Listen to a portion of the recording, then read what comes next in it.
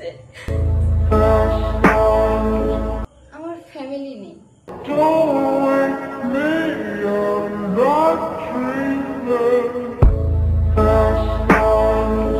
আমি বলছি ক্ষমা করে দিও প্লিজ। হ্যালো সবাইকে, সবাই কেমন আছো? তো আমি তোমাদের সাথে আজকে আমার লাইফের একটা ইম্পর্টেন্ট কথা বলার জন্য এসেছি। কোনোদিন ভাবতে পারিনি যে অন ক্যামেরাতে এসে আমাকে এইসব কথা বলতে হবে, বাট আমার ভেতরের যে কষ্টটা আমি কাউকে বলতে না পেরে, তো ফাইনালি আমার মনে হলো যে এই কথাটা আমার শেয়ার করা উচিত বা শেয়ার করলে হবে। তো সেই কারণে আজকে আমি অন ক্যামেরাতে ভিডিওটা করছি। আর সত্যি কথা বলতে আমার কথা বলার মতো মানসিকতা একদমই নেই। এবার তোমাদেরকে আমি আসল কথাটা বলি। তোমরা সবাই জানো আমি বেশ রিলস করি, ভিডিও বানাই। যেরকমভাবে আমাকে দেখো আমি বেশ হাসি খুশি, মজা, কমেডি সবটাই, কিন্তু বাস্তবে আমি সেরকম একদমই নই। বাস্তবে আমার মনের ভেতরে আমি পুরো ভেঙে বিক্ষত হয়ে গেছি।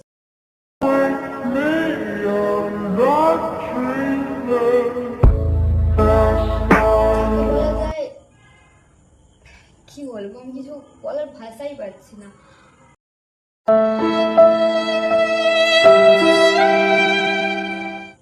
তো ফার্স্ট টাইম আমি এরকম ধরনের একটা ভিডিও দিচ্ছি, তো আমি নিজেও জানি না আমার বলাটা ঠিক হচ্ছে কি না, আমি সেটাও জানি না। তো যাই হোক, যদি ভিডিওতে কোনো ভুল বলে থাকি তাহলে ক্ষমা করে দিও। প্রথমেই আমি বলছি ক্ষমা করে দিও প্লিজ। তোমাদেরকে আসল কথাটা বলি যে আমার ফ্যামিলি নেই।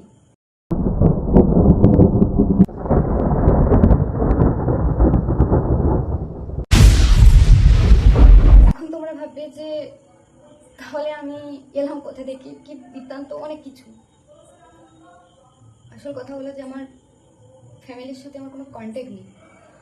আমার বাড়ির লোক আমাকে দেখেও না, আমার বাড়ির লোক আমাকে একবারের জন্য দেখতে চায় না, আমার বাড়ির লোক আমার কোনো খোঁজ নেয় না।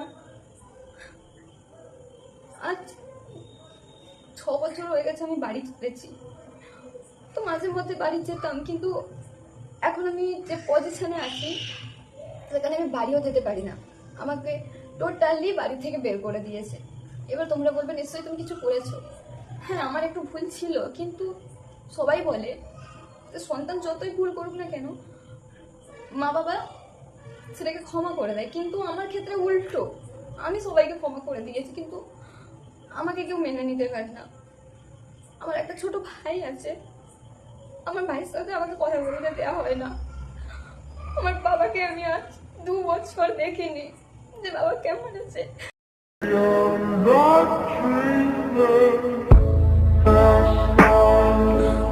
আমার মা কারোর সাথে আমায় কথা বলতে দেয় না।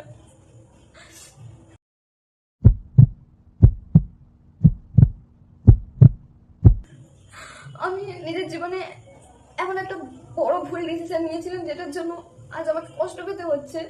আজ আমি নিজে ইনকাম করে নিজে খেটে খাই, যে বয়সে ছেলে মেয়েদের খেলার কথা, কলেজে পড়ার কথা, সেই বয়সে আমি কাজ করা শুরু করেছি। আমি চাইবো না আমার মতো কারোর হোক। আমি যে জীবনটা পাচ্ছি সে জীবনটা আর কেউ না পাক।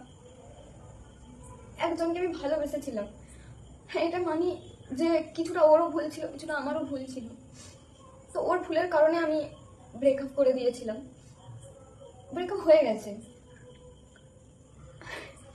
কিন্তু এই যে একটা কথা বলে গেল ভালোবাসা, যাকে মন থেকে ভালোবাসবে তাকে কোনোদিন ভুলতে পারবে না। আমার ক্ষেত্রেও সেম। আমি ওই ছেলেটাকে প্রচন্ড ভালোবাসি, যেটার জন্য আমি ওকে কোনোদিন ভুলতে পারি না। সবাই আমাকে বলে ছেড়ে দে, ও তোর লাইফ শেষ করে দিয়েছে, ও তোর জীবনে অনেক ক্ষতি করে দিয়েছে। আমি তারপরে ওকে মেনে নিচ্ছি, কিন্তু ও আমার একটা ভুলের জন্য আর মানতে পারবে না। এখন সে ভালোবাসার কাছে ফিরে যাওয়ার মতন আমার কোনো মুখ নেই। আমি চাইলে ওকে ফিরে পেতে পারবো না। আমি এখন খুব বলে চাই আমার কাছে ফিরে আসুক, কিন্তু জানি না আমার ভাগ্যে কি লেখা আছে। আজ আমি আমার নিজের ভুলের জন্য বাড়ি ছাড়া হয়েছি, ফ্যামিলিহীন হয়েছি, কারোর সাথে কোনো কন্ট্যাক্ট নেই। এই হাসি খুশি মেয়েটাকে যে দেখো তোমরা, আমি সেরকম একদম না। আমি আমি জানি না আমি কিরকম, আমি ভালো না খারাপ, কিন্তু এখন আমার নিজের কাছে খুব খারাপ লাগে আমি কেমন ছিলাম আর এখন কেমন হয়ে গেছি। আজ আমার বাবার কথা খুব মনে পড়ে, আমার ভাইয়ের কথা খুব মনে পড়ে। বাড়িতে থাকলে ভাই বোনের খুনসুটি মারপিট সব মনে পড়ে, কিন্তু একটা ভুলের জন্য আমি সবকিছু হারিয়ে ফেলেছি। আমি আমি সবকিছু ফিরে পেতে চাই, আমার ফ্যামিলি, আমার বাবা ভাই, আমার ভালোবাসা সবকিছু ফিরে পেতে চাই। আমি আমি বুঝতে পেরেছি আমার কত বড় ভুল হয়ে গেছে।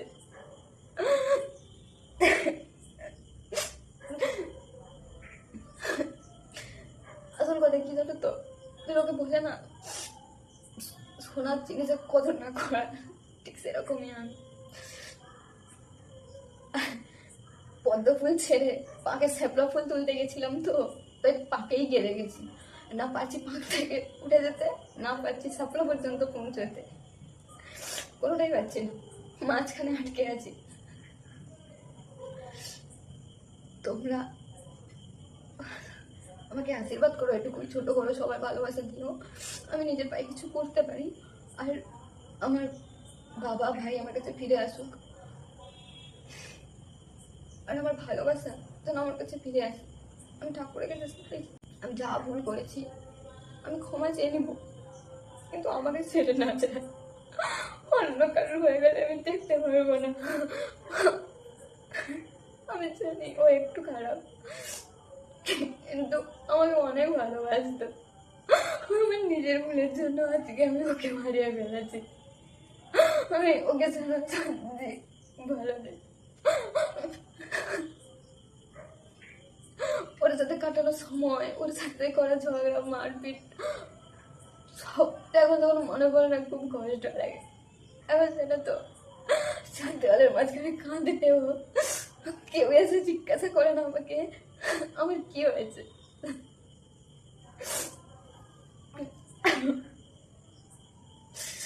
সবাই শুধু আমার উপরটাই দেখে, ভেতরটা কেউ দেখে না। আমি আবদার করি, সবাই সে মজা করে কথা বলি, আর কি মেরে কথা বলি, সবাই ভাবে মেয়েটা কত হাসি খুশি, কিন্তু আসলে সেটা নয়। আসল কথা হচ্ছে যে আমি সম্পূর্ণ একা, আমার পাশে দাঁড়ানোর মতো কেউ নেই। সবাই ভাবে না কেউ না কেউ আছে আমার হেল্প করার জন্য, কিন্তু না, কেউ নেই আমার পাশে। আমি আমি আঘাত খেতে খেতে আজকে এমন জায়গায় এসে দাঁড়িয়েছি যখন আঘাতগুলো আমার গায়ে লাগে না, কিন্তু সব থেকে বড় যেটা আঘাত লাগে যে 2 বছরেরও বেশি হয়ে গেছে আমি আমার বাবাকে দেখিনি। আমার বাবা কেমন আছে, আমার বাবার শরীর ভালো আছে নাকি, বাবা সুস্থ আছে নাকি, আমি সেটা জানিও না। এরকম মেয়ে কারো বাড়িতে যেন না জন্মায়। আমি জানি না আমি কেমন মেয়ে, আমি সত্যি আমার মনে হয় আমি খুব খারাপ মেয়ে। না আমি হতে পেরেছি একজন ভালো মেয়ে, না হতে পেরেছি একজন ভালো দিদি, না হতে পেরেছি একজন ভালোবাসার মানুষ, কোনোটাই হতে পারি না। অন্যদিকে ভালো থাকার জন্য আমি এদিকে ভালো থাকা ছেড়ে দিয়েছি। আমি সত্যি খুব লাকি একটা জিনিসে যে আমার বাবার মতো বাবা পেয়েছি, যে কিনা এত বড় হয়ে গেছি, কোনো ভুল করার পরেও আমার বাবা আমাকে ওই কথাটা পর্যন্ত বলেনি যে কেন ভুল করেছিস, তোকে কি শিক্ষা দিয়েছি নাকি, এটা কখনো বলেনি আমাকে। আমি দেখেছি আমার বাবা, আমি খাওয়া ছেড়ে দিয়েছিলাম বলে আমার বাবাকে আমি কান্না করতে দেখেছি আমার জন্য। যে মেয়েটা তাদের কথা ভাবেনি, সেই মেয়েটার জন্য আমার বাবা কান্না করছে যে তার মেয়ে খায়নি। সত্যি ভাবতে পারবে না আমার বাবা কত দূরের কাছে গিয়ে বলেছে আমার মেয়েটা খায়নি, তোমরা একটু চলো খাইয়ে দিবে। আমি আমি কি ভুল করেছি, আমি কি ভুল করেছি সেটা আমি নিজেও জানি না, কত বড় ভুল করেছি। ওই আমার বাবার মতো আমার বাবাকে আমি এত কষ্ট দিয়েছি, তারপরে আমার বাবা আমাকে এতটা ভালোবেসেছে। আমি নিশ্চয়ই আগের জন্মে কোনো পুণ্য করেছিলাম, যার জন্য আমি এরকম একজন বাবা পেয়েছি। কিন্তু আমার বাবা আগের জন্মে নিশ্চয়ই কোনো পাপ করেছিল যে এরকম একটা কুলাঙ্গার মেয়ে পেয়েছে। তোমাদের কাছে আমার একটাই রিকোয়েস্ট যে আমাকে তোমরা কেউ খারাপ ভেবো না, এইটুকু বললাম। আমার ভেতরে জমে থাকা কষ্টের কথা আমি তোমাদের সাথে শেয়ার করেছি, কিন্তু তোমরা এটা নিয়ে কেউ কখনো উপহাস করো না। তোমরা আমাকে বলো, আমাকে নিজে খুশি বলো, আমি শুনবো, কিন্তু আমার বাবাকে নিয়ে কোনো বাজে কথা বলবে না তোমরা। কারণ আমার বাবার মতো বাবা হয় না, যে আমাকে ওই ছোটবেলা থেকে মানুষ করেছে। আমি দেখেছি আমার বাবা আমার প্রতি কতটা কনসার্ন। আমি ছোটবেলায় অনেক মনে খেয়েছি, আমাকে নিয়ে অনেক অশান্তি হয়েছে, তখন আমি অনেক ছোট, কিন্তু আমার বাবা সেখানেও আমাকে প্রোটেক্ট করেছে। আমি জানি না আমি আমার ভালোবাসাকে ফিরে পাবো কিনা, তাও আমি শেষ চেষ্টা করবো পাওয়ার জন্য। ওকে না পেলে আমি আর আমার জীবনে কাউকে চাই না, কাউকে না। আমি সেকেন্ড আর কাউকে আনবো না আমার জীবনে। আমার জীবনে কেউ নেই এখন, আমি শূন্য, একা। তারপরে আমি আমার জীবনে কাউকে আনবো না ওই মানুষটাকে ছাড়া, কারণ ওই মানুষটার সাথে কাটানো সময়, ওর সাথে বলা আর কি হাসি কান্না মার ঝগড়া সবটাই ওর সাথে জড়িয়ে। তাই না আমি ওকে কোনোদিন বলতে পারবো না, ওকে আমি কোনোদিন ছাড়তে পারবো।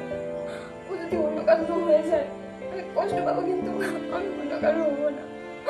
আমি ওকে খুব ভালোবাসি, আমি ওর সাথে কথা বলা আমি নিজেই বন্ধ করে দিয়েছি। তো এখন আমার খুব মনে পড়ে ওর কথা, কিন্তু কিন্তু কিছু করার নেই এখন। তো যাই হোক, আমার ভিডিওটা শেষ পর্যন্ত দেখার জন্য তোমাদেরকে অসংখ্য অসংখ্য ধন্যবাদ। আমি জানি আমার ফেসবুক, ইনস্টাগ্রাম হোক বা ইউটিউব, যেখানে পোস্ট করি না কেন ভিডিওটা, নিশ্চয়ই আমার ভালোবাসার মানুষটার কাছে ভিডিওটা যেতেও পারে। যদি তোমরা চাও যে দুটো মানুষকে আবার এক করতে, তাহলে ভিডিওটা ওই মানুষটার কাছে পৌঁছে দাও, যাতে ওই মানুষটা দেখে ভিডিওটা, যে আমাকে চাই। আমি সত্যিই পাল্টে যাবো, পুরো চেঞ্জ হয়ে যাবো, যেরকমটা চাইবে আগের মতো যেরকম ছিল সেরকমটাই হয়ে যাবো। শুধু আর একবার ভিডিও দেখো, আমি আর কোনো ভুল করবো না। তো তোমাদের কাছে একটা রিকোয়েস্ট, আমার ভালোবাসার মানুষটার কাছে এই ভিডিওটা পৌঁছে দাও। আর তোমরা একটু ঠাকুরের কাছে প্রে করো যাতে আমার ফ্যামিলির কাছে আমি ফিরে যাই, আমার ফ্যামিলি আমাকে মেনে নিই, আর আমি যে ভুলগুলো করেছি আর কোনোদিন যেন সে ভুলগুলো না করি। Thank you.